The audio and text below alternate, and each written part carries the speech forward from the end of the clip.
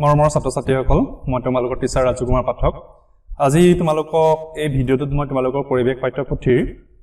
পাঠ নম্বৰ 6 বতৰ নামৰ পাঠটোৰ যিমানখিনি পাঠভিত্তিক প্ৰশ্ন আছে সেই সকলোবিলাক পাঠভিত্তিক প্ৰশ্নৰ উত্তৰ মই আজি তোমালোকক কৰাই দিম এতিয়া তোমালোকৰ পাঠ্যপুথিৰ সেই পাঠভিত্তিক প্ৰশ্নখিনি উলিয়াই লোৱাচোন এতিয়া চোৱা তোমালোকৰ এই বতৰ নামৰ পাঠটোত বিভিন্ন ধৰণৰ আমাক প্ৰশ্ন দিছে এক নম্বৰত আমাক উত্তৰ লিখা দিছে যে বতৰ বুলিলে কি বুজা ঋতু কেইটা আৰু কি কি গ দিছে বতৰ আগজাননী মানে কি ঘ বতৰৰ তথ্যপাতিত দিয়া তিনিবিধ সঁজুলিৰ নাম উঙ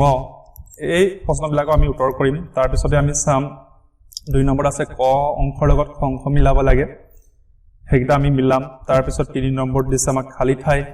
ঠাই গিটা পুৰাব লাগিব তাৰ পিছতে 4 5 এনেকে 11 লৈকে 4 পৰা 11 লৈকে আমাক বিভিন্ন ধৰণৰ পাঠভিত্তিক প্ৰশ্ন দিছে গতিকে এই ভিডিঅ'টোত মই তোমালোকক এই গোটেইবিলাক প্ৰশ্নৰ উত্তৰ কৰাই দিম আশা কৰো তোমালোকে ভিডিঅ'টো মনোযোগেৰে চাবা আৰু এই উত্তৰবিলাক কেনেকৈ কৰিব লাগে তোমালোকে এই ভিডিঅ'টো চাই শিকিব পাৰিবা বলা তেতিয়ালে আমি আৰম্ভ কৰো এতিয়া চোৱা ছাত্ৰ-ছাত্ৰীসকল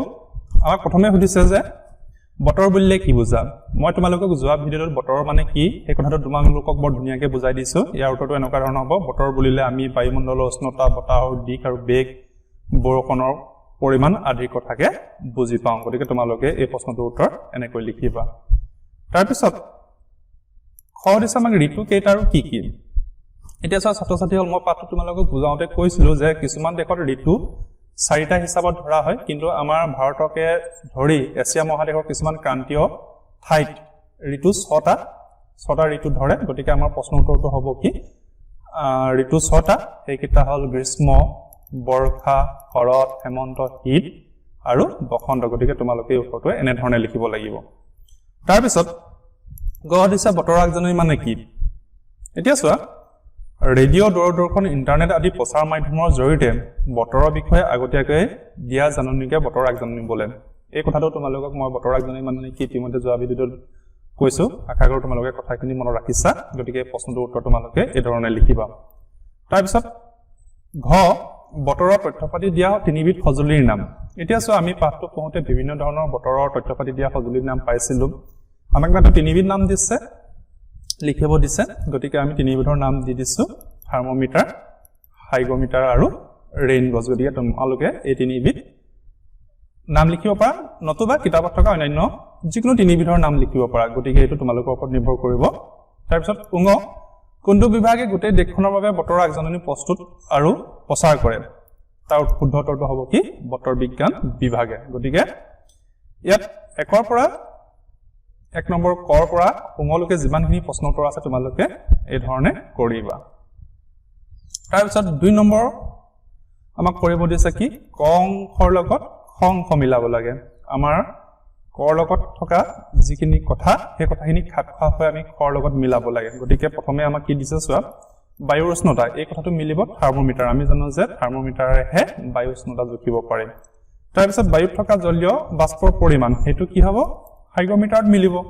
তাৰ পিছত 3 নম্বৰত বৰষুণৰ পৰিমাণ সেইটো মিলিব ৰেইন গজ আমি পাঠটো পঢ়োতে গম পাইছো যে ৰেইন গজ নামৰ সঁজুলিৰ দ্বাৰা বৰষুণৰ পৰিমাণ জুখিব পাৰি তাৰ পিছত বায়ুৰ গতিবেগ সেইটো কি এনিমোমিটাৰ গতিকে এইকেইটা তোমালোকে চাই মিলাই পেলাবা এতিয়া আমি 3 নম্বৰলৈ আহিছো ইয়াত খালি ঠাই পূৰণ কৰিবলৈ দিছে এই খালি ঠাইবিলাক তিনি উজুজু আমাৰ পাঠৰ পৰা তুলি দিছে কিছুমান বাক্য তোমালোকে পাঠটো যদি থ্ৰলি পঢ়িছা গতিকে অতি সহজে খালি ঠাইবিলাক পূৰ কৰিব পাৰিবা মই তোমালোকক কৰাই দিছো গৰমৰ দিনত পাতল কাপোৰ পিন্ধিবলৈ বৰ আৰামদায়ক কি কাপোৰ কপাহী কাপোৰ খ নম্বৰ বতাহৰ দিশ জুখিবলৈ নামৰ সঁজুলি ব্যৱহাৰ কৰা হয় কি হ'ব এইটো দিশদৰ্শী সূচক গ বায়ু মোজা বতাহৰ জানিবলৈ ব্যৱহাৰ কৰা হয় কি জানিবলৈ দিশ জানিবলৈ ব্যৱহাৰ কৰা হয় খালি ঠাইত আমি কি লিখিব লাগিব দিশ ঘ ধুমুহা আহিলে আকাশত মাৰে আৰু মেঘেও গাজে কি মাৰে বিজুলী ঢেৰেকণি মাৰে উঙ ইণ্টাৰনেট সংযোগ থকা কম্পিউটাৰৰ জৰিয়তে আমি বতৰৰ বিভিন্ন তথ্যপাতি পাব পাৰো গতিকে খালি ঠাইত কি লিখিব লাগিব কম্পিউটাৰ লিখিব লাগিব গতিকে তোমালোকে এই খালি ঠাইকেইটা তোমালোকৰ উত্তৰ বহীত এই ধৰণে কৰিবা তাৰ পিছত আমি 4 নম্বৰ প্ৰশ্নটো আগবাঢ়ো আমাক ইয়াত সুধিছে যে বতৰৰ আগজাননী কি কি মাধ্যমৰ জৰিয়তে দিয়া হয় এতিয়া সময় তোমালোকে কৈছিল যে বতৰৰ আগজাননী বিভিন্ন ধৰণৰ ৰেডিঅ' দূৰদৰ্শন ইণ্টাৰনেট সংযোগ থকা কম্পিউটাৰ আদিৰ দৰে বিভিন্ন মাধ্যমৰ জৰিয়তে দিব পৰা হয় এই উত্তৰটো তোমালোকে এদৰে লিখিবা যে বতৰৰ আগজাননী ৰেডিঅ দূৰদৰ্শন ইন্টাৰনেট সংযোগ থকা কম্পিউটাৰ আদি মাধ্যমৰ জৰিয়তে দিয়া হয় আজিকালি আমাৰ এন্ড্ৰইড মোবাইলৰ যোগেদিও আমাৰ বিভিন্ন এপৰ জৰিয়তেও আমি বতৰৰ আগজাননী পাব পাৰো গতিকে এই উত্তৰটো তোমালোকে এনে ধৰণে লিখিবা তাৰপিছত 5 নম্বৰ আমাক সমুটকা লিখিব কৈছে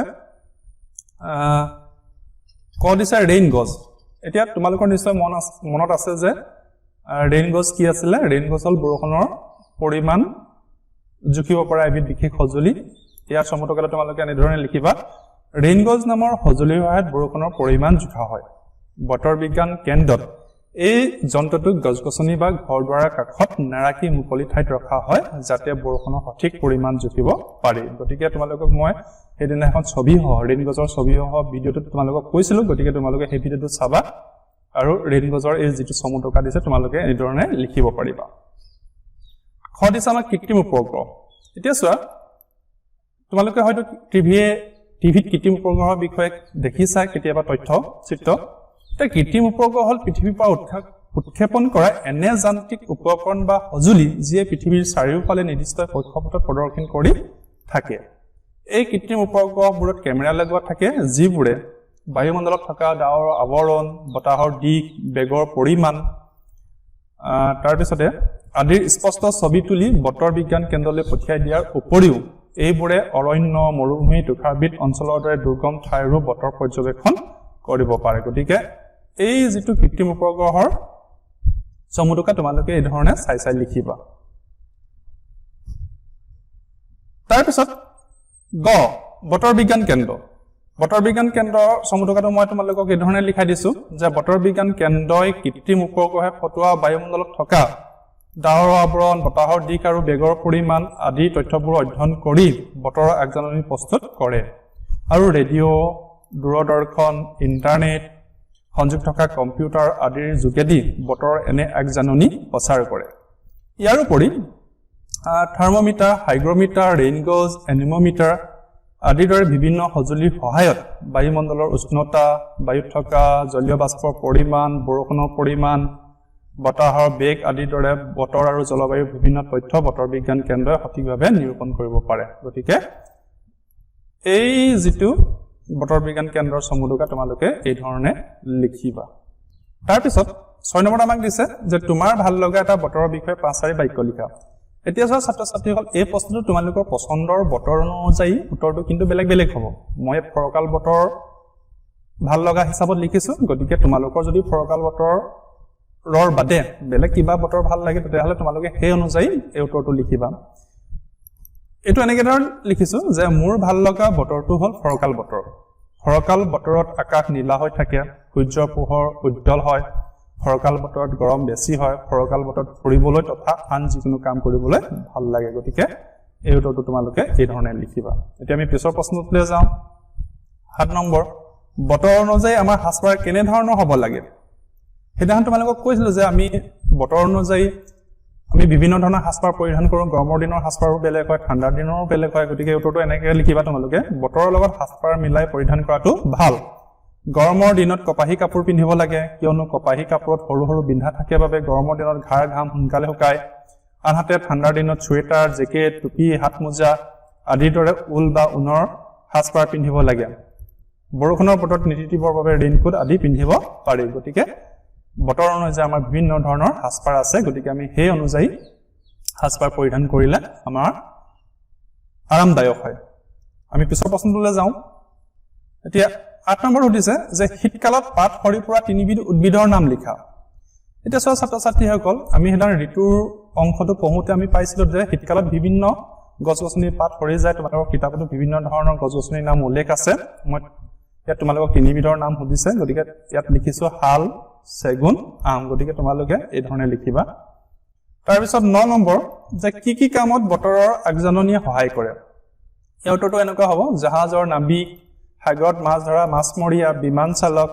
পৰ্বত আৰোহণ কৰি আদি তেওঁলোকৰ নিজৰ কামত বতৰৰ আগজাননী সহায় কৰে অৰ্থাৎ এই জাহাজৰ নাবিক সকলক সাগৰত মাছ ধৰা মাছমৰীয়া সকলক বা আমাৰ পাইলট সকলক যিসকলে পৰ্বত আৰোহণ কৰে তেওঁলোকক বতৰৰ আগজাননীয়ে প্ৰচুৰ পৰিমাণে সহায় কৰে তাৰ পিছত 10 নম্বৰতে উদ্দেশ্য বতৰৰ উপাদান কেইটাৰ নাম কি কি এই প্ৰশ্নটো খুব গুৰুত্বপূৰ্ণ তোমালোকে এই কথাটো মনত ৰাখিবলৈ চেষ্টা কৰিবা যে বতৰৰ উপাদান কেইটাৰ নাম কি কি যে বতৰৰ উপাদান কেইটাৰ নাম হৈছে বায়ুমণ্ডলৰ উষ্ণতা বতাহৰ দিশ আৰু বেগ বৰষুণৰ পৰিমাণ মেঘৰ উপস্থিতি বায়ুত থকা জলীয় বাষ্পৰ পৰিমাণ আদি এই গোটেইবোৰে হৈছে বতৰৰ উপাদান বুজি পাইছানে ছাত্ৰ ছাত্ৰীসকল তাৰ পিছত আমি 11 নম্বৰ প্ৰশ্নটোলৈ আহিছো এটো শেষ প্ৰশ্ন তোমালোকৰ পাঠত থকা যে মেঘালয়ৰ চেৰাপুঞ্জী আৰু মৌচিনৰামত বৰষুণৰ পৰিমাণ কিয় কমি আহিছে এতিয়া চোৱা ছাত্ৰ ছাত্ৰীসকল আমাৰ মেঘালয় চেৰাপুঞ্জী আৰু মৌচিনৰামে হল পৃথিৱীৰ ভিতৰতে সৰ্বাধিক বৰষুণ হোৱা ঠাই গতিকে এতিয়া কি হৈছে যে মানুহে প্ৰয়োজনতকৈ অধিক পৰিমাণে গছ-গছনি কটাৰ ফলত আগৰ তুলনাত মেঘালয়ৰ চেৰাপুঞ্জী আৰু মৌচিনৰামৰ বৰষুণৰ পৰিমাণ কমি আহিছে গতিকে এই উত্তৰটো তোমালোকে এই ধৰণে লিখিবা এতিয়া চোৱা ছাত্ৰ ছাত্ৰীসকল মই তোমালোকক এই ধৰণে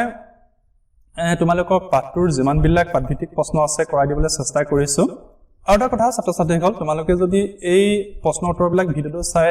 বুজাত অসুবিধা হয় তেতিয়ালৈকে তোমালোকে চিন্তা কৰিব প্ৰয়োজন নাই মই তোমালোকক এই সমগ্ৰ প্ৰশ্ন উত্তৰবিলাকৰ PDF ফাইল বনাই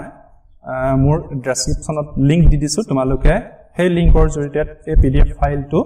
ডাউনলোড কৰি অতি সহজে তোমালোকে এই প্ৰশ্ন উত্তৰবিলাক কৰিব পাৰিবা গতিকে